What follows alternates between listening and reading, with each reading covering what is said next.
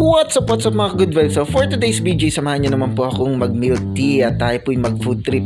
Kung meron po tayong 29 pesos or 39 pesos ay swak na po yan pang milk tea. Kaya po samahan nyo po ako at ituturo ko sa inyo kung saan po merong murang milk tea dito sa San Luis, Pampanga. Let's go! Saan nga po ba makakarating ang ating 40 pesos? Dito po yan sa San Luis, Pampanga sa Minum Milk Teahan. So located po yan sa San Luis, Pampanga.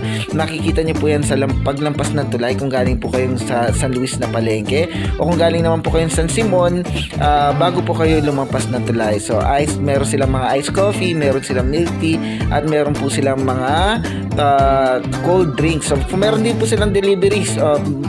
Message lang po kayo sa Facebook at i-deliver po nila sa inyo yung inyong mga milk tea. Free, and hindi ko po naitanong kung free delivery, pero kung meron po silang delivery service, for sure po meron ay advantage po sa ating mga